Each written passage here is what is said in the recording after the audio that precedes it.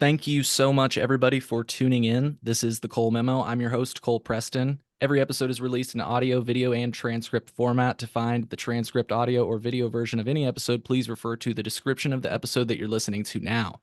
Within that description, you can find a link that will take you to our website, which will display the transcript for this episode and the platforms where you can find this episode in audio or video formats. If you're unable to locate the episode description on whichever platform you're listening from, simply take note of the episode number and visit thecolememo.com. From there, you can use the search functionality in our top right-hand corner to find the corresponding episode, and then you'll be able to access the audio, video, and transcript version of the episode. You might also find any links that we referenced during the episode so that you might be able to do your own research or, get directly involved in cannabis advocacy, which is what we will be discussing today. So, if you're not listening to this episode of the Cole Memo on Patreon, you're listening to this episode later than our patrons. To become a patron, go to thecolememo.com/Patreon. It's a great way to support our show, but one of the best ways to support our show is free. Subscribe to or follow our show, leave us a positive review from wherever you're listening to us from. Favorite this episode, give it a thumbs up, share it with your grandma. Today is April 2nd, 2024, and today I am joined by many faces that you will likely recognize because they are champions of cannabis policy. Folks, there's a very important day coming up. This is a very important time of year. Peter, can I pass it off to you really quick so that folks know what's coming up and how to get directly involved? Sure, sounds good. Hello, everybody. Thank you, Cole, for having us today. My name is Peter Contos. I'm the Deputy Director of the Cannabis Equity Illinois Coalition. We're a nonprofit and advocacy organization based in Chicago, started in 2019, working to hold the state accountable for the promises they made around equity in the cannabis industry and promising to repair the harm from the war on drugs. So we will be doing an advocacy day in Springfield on Thursday, April 18th. We have a ton of amazing partners who you're going to hear from today. You'll see it on social media, but really encouraging folks. If you have, you care about cannabis, you care about holding our government accountable, you care about equity and inclusion in business, then we definitely want to make sure that everybody can join us again on Thursday, April 18th. Absolutely. And folks, if it makes it easier for you, there's going to be a link in the podcast description that will allow you to sign up for this. There's going to be a virtual workshop and a physical workshop. And it is highly encouraged, in fact, required to attend that before you come to lobby day, just so that we can show you the ropes and make sure that you're not completely lost when you get to Springfield. So I just want to reiterate, check out that link, get involved. I just want to say that cannabis is a gateway drug. It's a gateway drug to getting involved in politics. And what better way to learn the ropes in politics than by doing it with this awesome subject that we all know and love, cannabis. So on that note, I want to give everybody the opportunity to introduce themselves. I just wanted to get that date out there so that we could activate our people, right? So who would like to go first? A lot of you are I think basically all of you are returning. So feel free, whoever wants to remind us who we are. All right, I'll go next. This is Douglas Kelly. I'm the Executive Director of Cannabis Equity Illinois Coalition and also a part of the Alliance Group. That's who we are, ACE. That's what you will be seeing on our information is the ACE Alliance. And we're here, like Peter said, we're going down to Springfield on April the 18th, and we want as many of you to join us. Don't meet us there, beat us there for an excellent day of advocacy work and really trying to get our lawmakers on board to push the cannabis agenda forward. And I will pass it to Edie. Hey, you surprised me.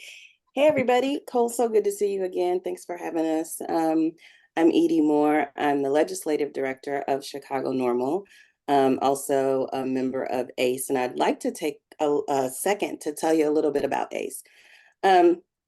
ACE stands for the Alliance of, what is it? Alliance of Cannabis Equity. And we came together because we realized that there were a lot of organizations who were doing the same work that we've always been doing.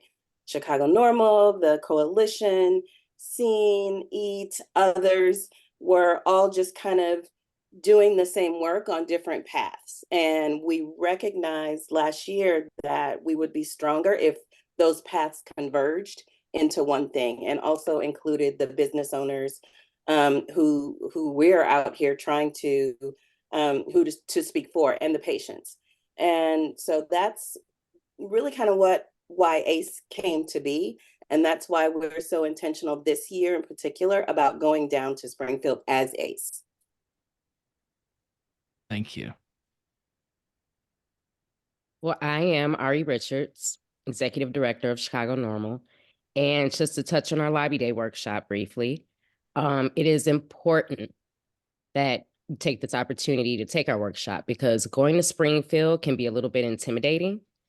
And this workshop will definitely give you the opportunity to hear from folks who've been there and who've done the work down there. And we have some exercises also that'll help people get used to just being able to talk to their legislators and understanding that you have the power to go into these offices and talk to your people. You vote for them, and you have every right to go in there and talk to them. So I'm looking forward to this workshop Saturday in person, yay, and again, virtually just before we go down to Springfield. Absolutely. That's in Pilsen for folks that want to make it, Yes. right? At Soul and Wellness. Awesome. Awesome. Next up, who wants to jump in? Maurice? Oh. Yeah, I can jump in, introduce myself. Maurice, organizing director for Equity and Transformation, founded and led by formerly incarcerated, system impacted people in the informal economy. And I will just stress the importance of our people in our communities, west and south side of Chicago, all across the city, joining this effort across the state. As was said before me, we do have the power. We have to be able to use it. We shouldn't be intimidated by going into Springfield, but it is. I've been there myself. It is a little intimidating if you don't know. But as was said before, we put these people in office. Our taxes pay their salary. We have the right to go talk to them. So just stressing the importance of us getting from behind the screens, getting off the phones, and actually going there in person, because that face-to-face, they're seeing this showing of people. They're showing up, and they care, and we're consistent to the demands we have will really bring out that power that we all do have. It's just a matter of us getting together and using it. So big shout out to the coalition for getting this together and us bringing out people to use our power. Well said, Maurice. Kiana, have you gone yet? I don't think you've gone yet. I haven't. I was going to jump in right after the Chicago Normal one. I am Kiana Hughes. I am a founding board member of Chicago Normal and also a member of the legislative committee. I don't want to beat a dead horse, but I will reiterate what everyone has said here, just the importance of participating in something like this. And I also want to say just the level of, it's a safe space, right? So if you don't necessarily know what to say, or if you do feel intimidated, you're not alone. We've all kind of been in that situation. We all had our first time before we had ever come. So I just want to reiterate that and make sure that we get a lot of people to come out and join us if we can, because our strength is really in our numbers. We really want to have the numbers to show that. So thank you for having us, Cole. Yeah. And back to, a point that Maurice brought up, and I guess we've all brought up, because Kiana just brought it up again, these people are working for us, but in order for them to know what they need to do for us, we have to show up and communicate. You can't just assume that they're going to know, premonition. So that's why it's important that we show up in numbers, right? Hold them accountable. Absolutely. So Yeah, yeah. absolutely. And it's important not just to be in numbers, but to be on the same page. Yeah. So that's part of what we're going to be teaching at the workshop this year. Typically, this is the 5th time, I think, Ari, that we've done this workshop, 5th year in a row. But typically we are discussing cannabis policy, but different topics. What do you care about? What do you care about? This time we're talking about one thing, one page. Well, it's more than one thing, but one page. Stay on the same page. And it's really important that we do that this year, so that our legislators don't have any excuses to get lost in the sauce. See what I did there? Yeah. About what we care about and what we want to happen this year. If I could jump in, Edie, and just correct me if I'm wrong, what you're saying is like sometimes, cannabis, there's all these different people, they have all these different ideas. And if they're all coming to all of our representatives with all these different ideas, they're like, look, what do you want me to do? Exactly. Tell me, Exactly right. I need one voice. So That's exactly right. So this year, that's why we've made sure that we're going down under the ACE umbrella. That's why we've made sure that we are engaging not just business owners and advocates, but also patients, because we're talking about things that concern them as well. We are headed with laser focused down the Springfield. yeah. And I just have to say, you mentioned a one pager. I shared that one pager as soon as I could, folks, and I encourage you to review it ahead of the workshop, because frankly, it's an easy read. It's one page, right? That's pretty easy, but it's also likely has an issue that you care about. And that's why I personally really like the one pager. I'm displaying it right now. It is one page.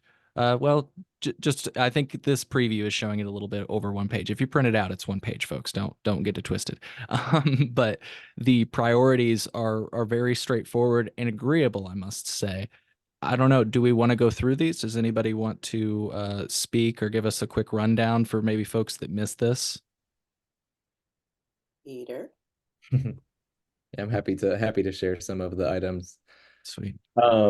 And so yeah, there's I think it's been said a couple times. Edie just said it, but there's a lot of different things that we're working on. Something that I think you will find something that you like, hopefully, in this list. And if you are like, hey, totally ignored my asks, then let's have that conversation. Because we recognize, we're not going to be able to identify or flag every single issue that needs to be worked on. We have a long list of things that we want, that we're working on, but I'm sure there's stuff we're missing. And so always encouraging people before we get into this list, like if you have things, bring them to us. Let's talk about it.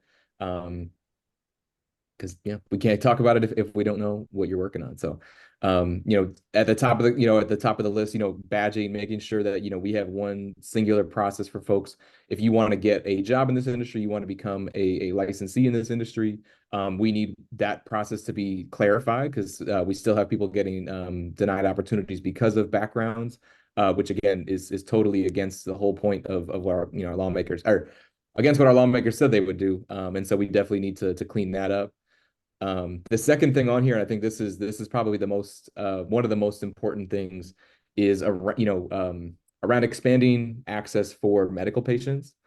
So right now, if you're a medical patient, you can only receive your tax discount at the original 55 dispensaries in the state.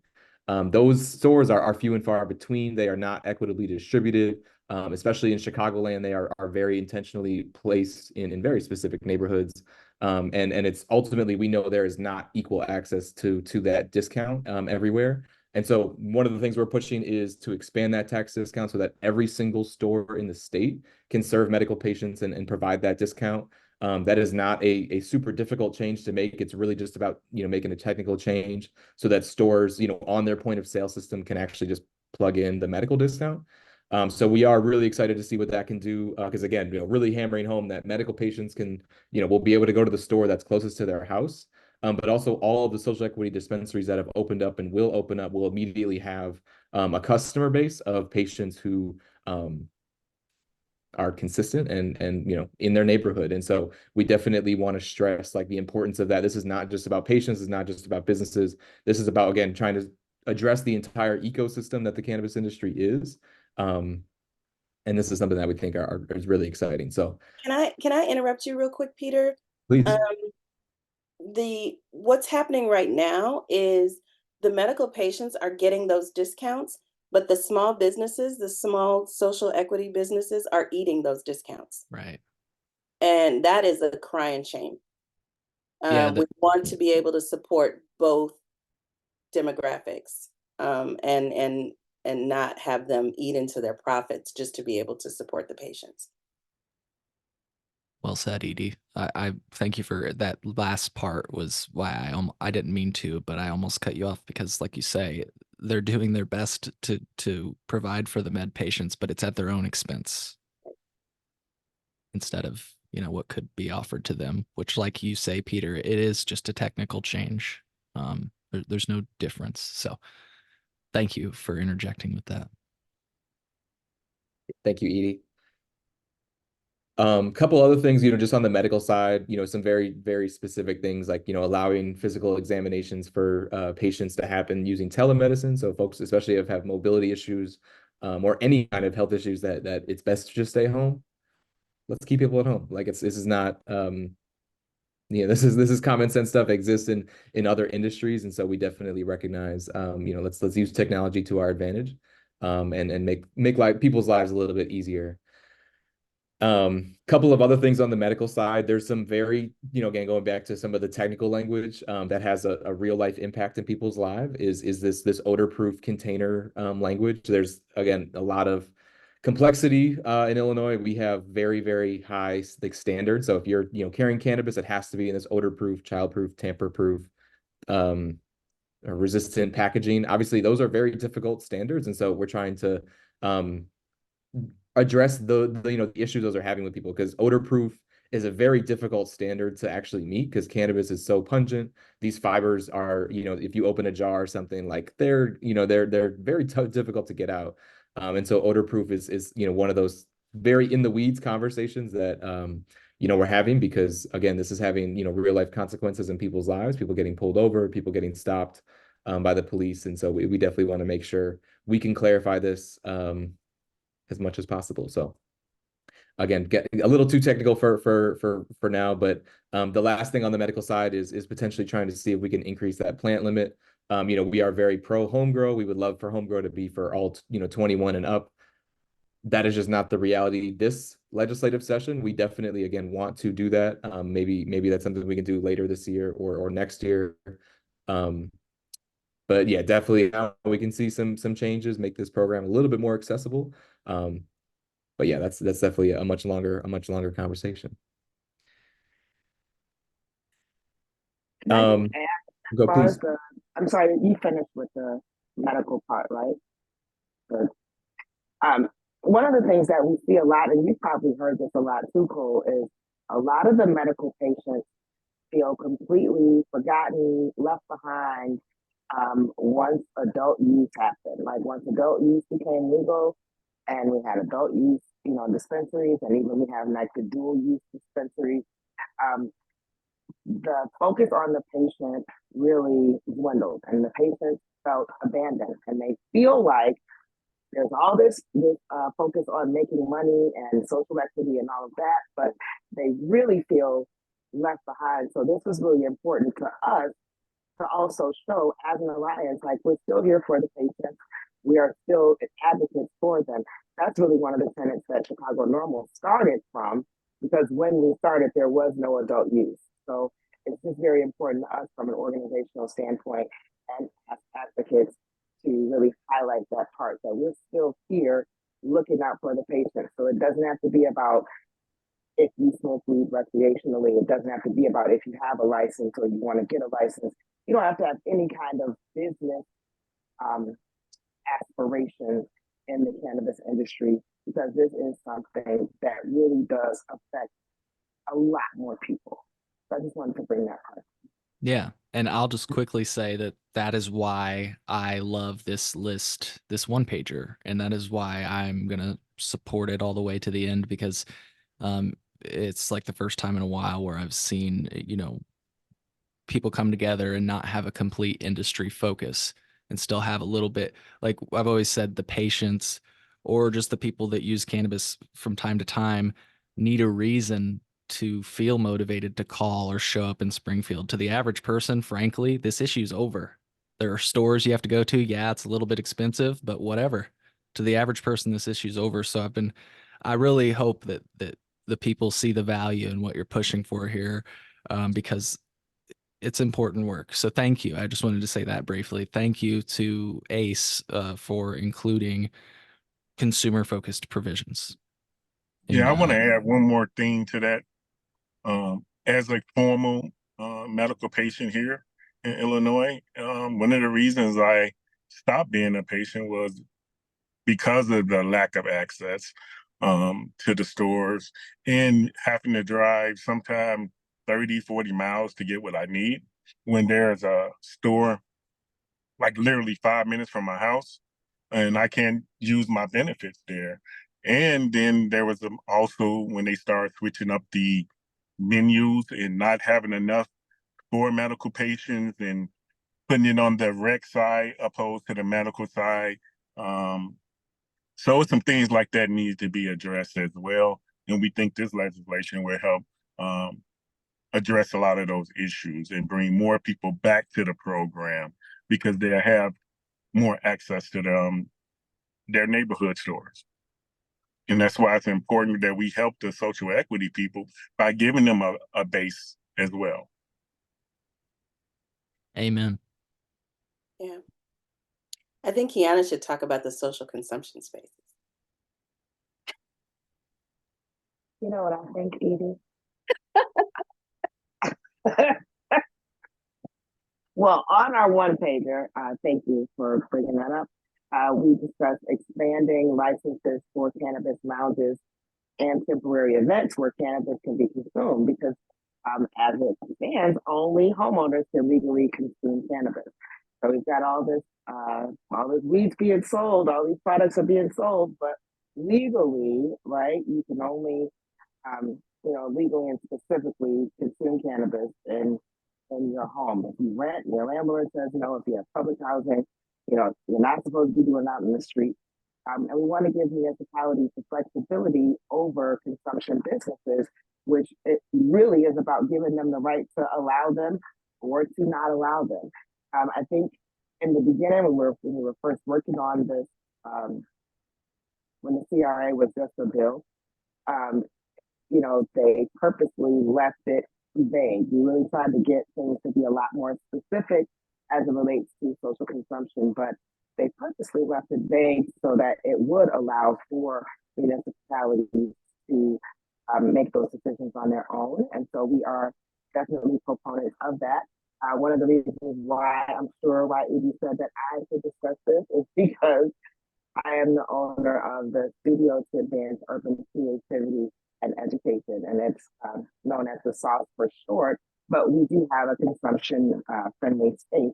And really the only reason that we're able to do that is because there is a residential apartment that I own above the commercial space. So we are looking to just create a lot more, just a better culture, better cannabis culture, something that is far more normalized and open and available and not treated like a criminal.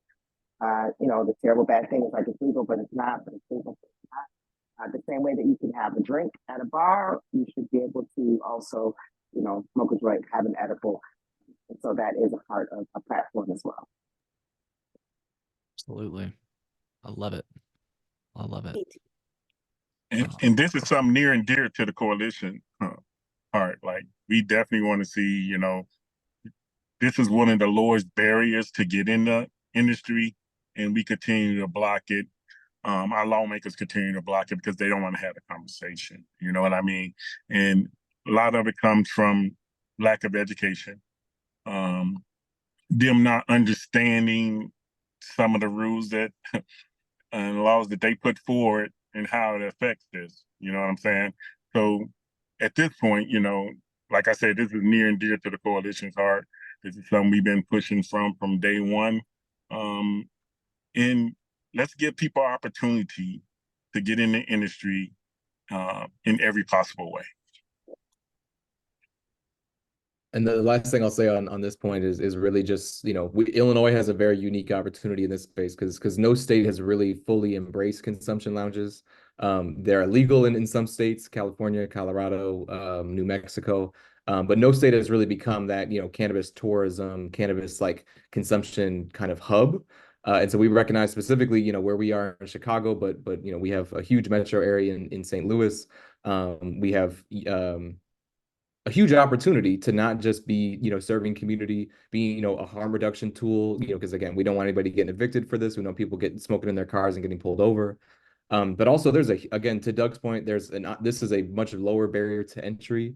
And when you really think about the tourism kind of factor in this, like Chicago, Illinois, we should be the leader in this. We could be, you know, our lawmakers, you know, the language they speak fluently is money and revenue. This is something that if we really care about money and revenue, all of these are happening. These events are happening every single day across the state. And if we're, you know, we want to tap into this, this is a great opportunity. So we're really excited to support this and really, you know, expand access to the whole consumption industry. And I'm excited that this is something that ACE is tackling because, again, we've been in this waters with social consumption spaces for years now. Since, I mean, it feels like, I mean, the pandemic was 4 years ago. You know, we've been doing this for a minute.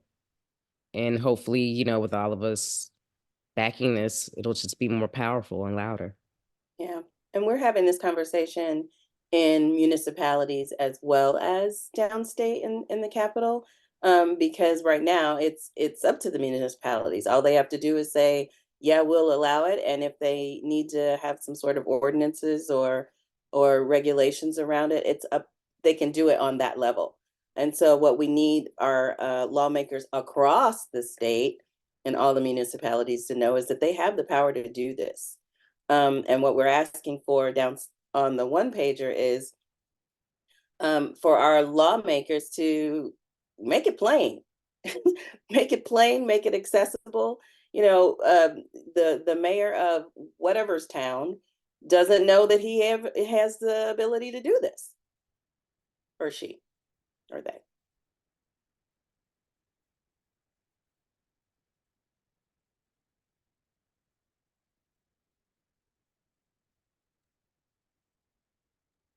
You're muted, Cole. Thank you. I was just saying that's a very good point. So yeah. Your last one is kind of related, and forgive me if this is like an early draft that I'm displaying right now. I think it's related to something we already spoke about. I think it's just pointing out the fact that there already is a Senate bill that exists by Senator Ventura, right? So Yep. Yeah, this is definitely something that we really, yeah, we can less focus on Senate Bill 125, more focus on the issue itself. Just a reminder, and Cole's covered this extensively on the show, but the state Supreme Court did hear a case around the police being able to use the smell of cannabis as probable cause. We are just waiting for them to rule. And so we have been directed by lawmakers that they're not going to do anything until the Supreme Court rules. So this is something we keep it on here as a placeholder, making sure folks, again, are aware that like this has been or is in the process of being addressed by our courts. And whatever they say, our lawmakers will follow based on what is needed. So I just want to make sure folks are aware that this probable cause piece, we are not ignoring this. It's just the courts have to do their jobs. Yep. Yep. And quick selfish plug, I displayed it, but for our listeners, episode 47, if you want to see the Supreme Court hearing, episode 49, if you'd like to see legal professionals talk about the hearing, including one of the legal professionals that helped to draft Senate Bill 125 for Senator Ventura. So obviously they have a little knowledge on the topic. So if you're looking to learn more, there you go. And I just want to say thank you again. I know these are items for further consideration, so maybe we don't need to devote too much airtime to them. But I just want to say that I'll give you the space to if you'd like. But I just want to say that, again, as far as the list goes, I'm in full support. And I think after going through it, I'm sure that some of my listeners will be like, you know what? That is an issue. You're telling me that people that got arrested for weed can't work in the industry? What are you talking about? You know? Like things like that, people may not have even known that was an issue. And I'm referencing employee badging for folks that are wondering. So, yeah. Yeah, we gotta, you know, still understand, you know, when Illinois trotted this out, it was supposed to be for those who are mostly impacted by the war on drugs. And those same individuals are still being left out and left behind. So this is a part of the accountability stage. We got to make sure the state is doing what they're supposed to be doing, what they said they were going to do. But at the same time, like to all your listeners and to everybody out there who consumes cannabis, this should be an important issue for them from a lot of different standpoints. even though it's semi-legal here, people are still being ticketed, arrested, and pulled over for the smell of cannabis. And we all know that once you get charged, once they pull you over, they're looking for other things to tack on to that. And that's why it's so hard for people to get their records cleared. It's the extra things that tacked on to it. We made it so when they passed the legislation that only small amounts, single standalone cases, will be expunged automatically. But they left out the other things that got tagged on to those charges. So it's important that we change the whole landscape of how the justice system works surrounding cannabis and a lot of other things. Well said, Doug. And just another example, sad to say it, but Kay Jones, somebody who we all may know, was recently put through the criminal justice system as a result of exactly this legislative priority we're talking about. They had 4.5 grams of cannabis that was sealed, wasn't even opened. The officer said, I can smell it. That's the issue. And that's a Class A misdemeanor for folks that are wondering, and you can get that. You can get a Class A misdemeanor for domestic violence. I always say, I don't know that that's equivalent. But that's the law, to Doug's point. And like you say, Doug, it's on us to acknowledge that first and foremost, like we're doing now. And second of all, prioritize it as an issue that needs to be solved. And so again, community, we need your help. We can talk about this stuff all day long. We literally couldn't we? Like we could probably spend all day long sitting on here smoking weed, talking about this shit, but we can't do it alone. We need your help. And so I want to reiterate that the sign up form is linked in our podcast description so that you can get involved. Again, what better way to get involved in the political process? Something that's usually seen as very mundane and daunting and kind of boring. What better way to get involved in that process than with cannabis? You can guarantee, like, if you show up, somebody's going to have weed. So like, there's a bonus there too. Sorry for going on a little bit of a monologue, but I'm just trying to energize our community. Folks, before we go, I wanted to give you space. I told you I'd give you space if you wanted to talk about the items for further consideration. If not, it's okay. But I also just wanted to give you space just in general. Anything else you wanted to say today? I can jump in real quick just on the items for further consideration, then pass it to the team to close out. Sure. So just real quick, as we said at the beginning, this is a long-term process, is a multi-year process. We're not going to be done anytime soon. And so, we have all these things on our list for this spring. Our lawmakers won't come back to Springfield probably till the very end of this year. So, we have to work in windows. And so we really want to make sure folks are very clear about this timeline, that we prioritize things that can be done immediately, and anything that can't has to be put on the back burner. Because again, to Edie's point, to everybody's point earlier, like if we're on different messages, the whole thing can blow up. And so really want to focus on two things for everybody. One is regulatory consolidation. If you Google Illinois cannabis and you're looking for like one website that has everything in one place, good luck. There's a reason that everything is not in one place, and it's because we don't have any consolidated agency or commission that runs cannabis. And so we're, one of the things we're working on again, a multi-year process, is what does it look like to set up a branch of the government that is working on cannabis only? Because right now, working with more than 10 different state agencies between agriculture, IDFPR, DCEO, Department of Public Health, state police, the alphabet soup, this is not sustainable. And it, everybody suffers because of it. So we really want to make sure we bring everybody under one umbrella. That's a much bigger conversation of what umbrella that is, because again, state government is complicated, and politics are politics. But again, that is a future thing. And then the other really fun and exciting thing is hemp and Delta 8 products. And so we just want to clarify, our position as the Alliance for Cannabis Equity.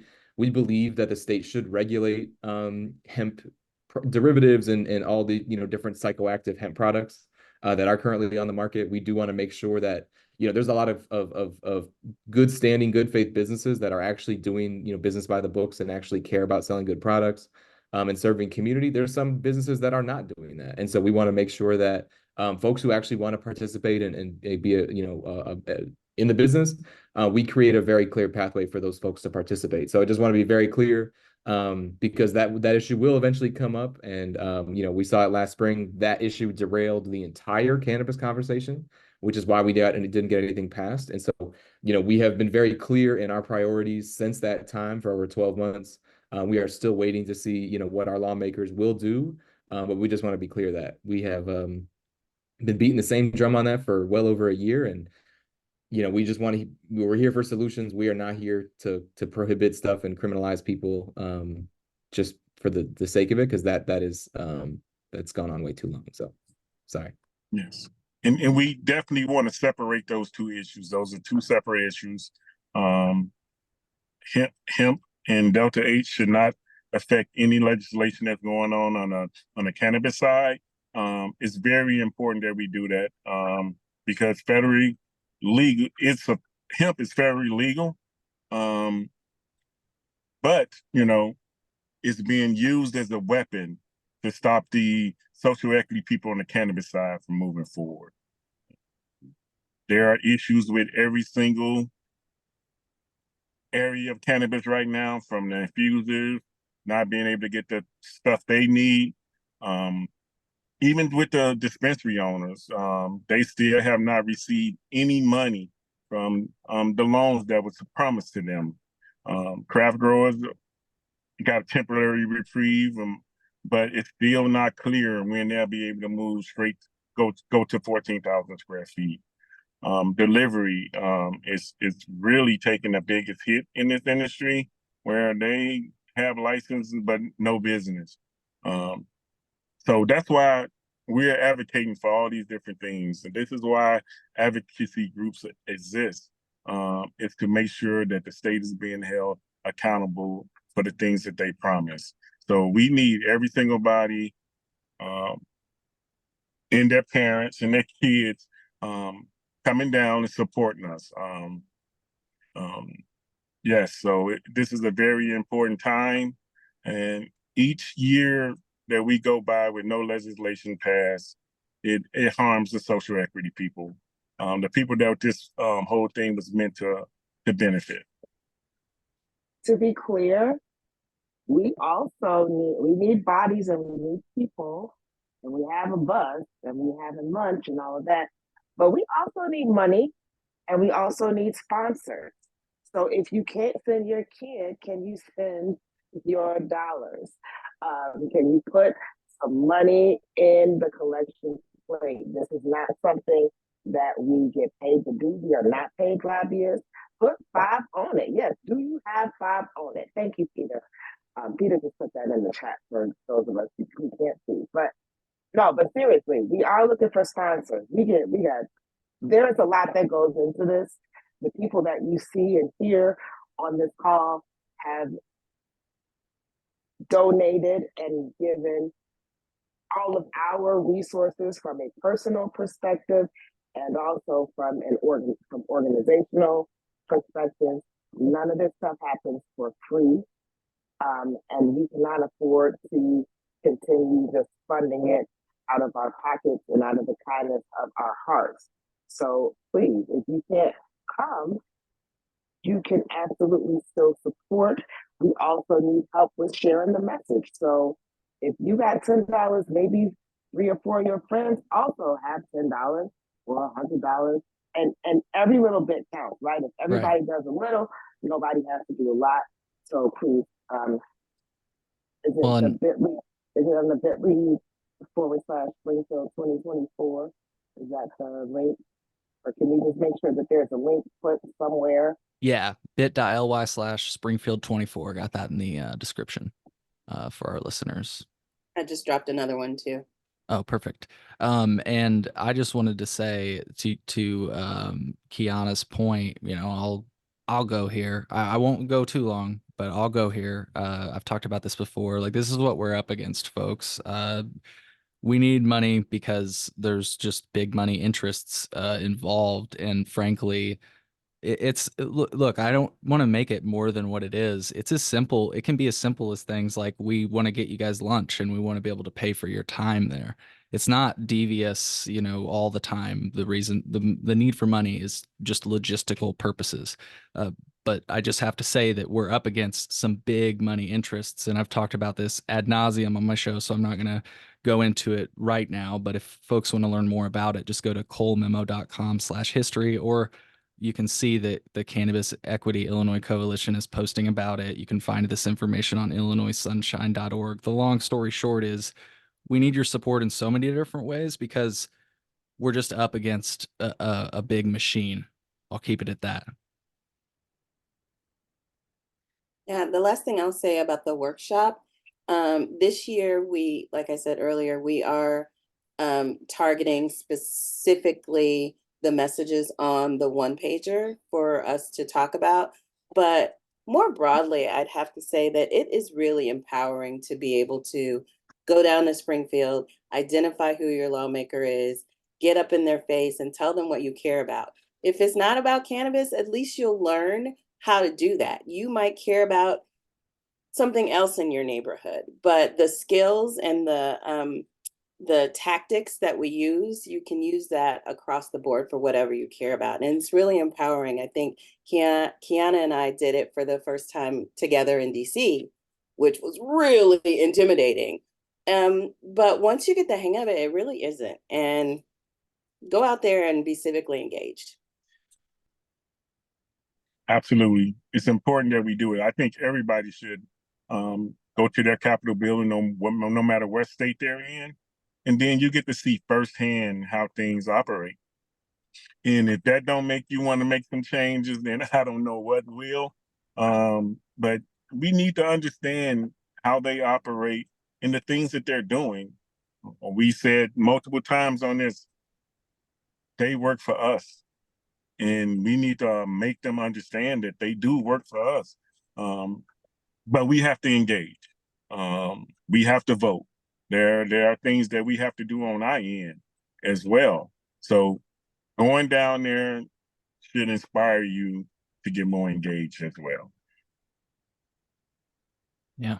Yeah, that's what I meant when I started the show, folks. If it wasn't clear, like when I say cannabis is a gateway drug, this is again the perfect way to get involved in politics, kind of get familiar with how the ropes work, and then yeah, with other issues that, you know, affect your life, then you could take the same approach, you know. It's And a that's powerful lesson. Go ahead. Sorry. mention we have fun when we're all down there together. Yeah. You know, it's a good time. Yeah. Yeah, that part too. Mm-hmm. But perhaps it's a little bit more effective. You know what's crazy is like if we said we're gonna go smoke weed at the Capitol, people would show up to smoke weed on the lawn of the Springfield thing. But that's not what we're doing, and that's not like we are going a different route that we, look to be a lot more effective, even if it doesn't get, the eyes and the ears of the more salacious things. So I know if we were having a party or we were going to smoke weed on the lawn of the state capitol, lots of people would show up. Let's just pretend like we're doing that, but we're not doing that. We're going to lobby. And it's on 418, so it's a perfect entryway. It's the gateway into the 420 holiday. But come to the workshop first. Yep. But Get to that workshop. Get to the workshop. It's going to be awesome. So you know what you're doing when you get down there. Yes. True. But just understand too, you will have people to lead you around as well. We're not just bringing you guys and be like, hey, run around Springfield. No, we're not doing that. We're going to have groups that will take you around to the different parts of the building and explain some stuff to you. And hopefully you'll be able to meet your lawmakers. When they see large crowds, they kind of duck, but we know all the hiding places where they potentially go. So yeah, this can be a very fun, educational, and an opportunity to really engage in your civil priorities. This is something everybody should do. They took this out of schooling for a reason, because they wanted you not to be able to understand the process. Before, when we started really engaging in civics, back in my day, they taught this in school. They took it out because too many people were beginning to understand the power they had. And now they just want you to stay asleep. We woke now, and it's time for us to make changes. If they're not eighth doing what grade they're trips supposed to used be go doing, down to Springfield. 8th grade trips used to go to Absolutely. Springfield. Now they go to Six Flags. every year, every 8th grade class had a chance to go to Springfield. But they're doing that for a reason. That's why they took it out, for us to just not understand it, and just go along with whatever they do. Times are changing. We have to make that change, though.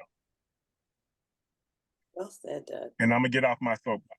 I was gonna say it's gonna be hard to follow that one up. That was very well said. I want to give you the space though. Does anybody else have anything to say before we wrap? We good? Cool. I think we're good. I just want to say, yeah, thank you for not stealing my idea of smoking at the Capitol. That's something that'll happen in the future. Be warned. Hash Wednesday's coming back. If you're wondering what I'm talking about. What's that? We'll leave that to you. We'll Yep. definitely leave that to you. Take Yep, that. that's just me. That's just me. And if folks want to know the reference I just made, that's an Illinois reference. Know your Illinois history. Hash Wednesday. If you want to learn more. Another selfish plug, colememo.com/history. Well, folks, I had a lot of fun today, and I'm looking forward to seeing all of you in Springfield, not only you that I'm talking to right now, but all of you that are listening. I hope to see you in Springfield. But first, at the workshop. Check out the links in the description, and that'll make it easy for you to sign up. And follow Chicago Normal and everybody on ACE on social media. Be sure to connect with all of them. We'll have links to them in the description as well. Folks, I hope you found as much value in this conversation as I did. We'll see you in the next episode of the Cole Memo. Take care. Thanks, Cole. Thanks, Yep. Cole. Thank you all. We'll go. Bye.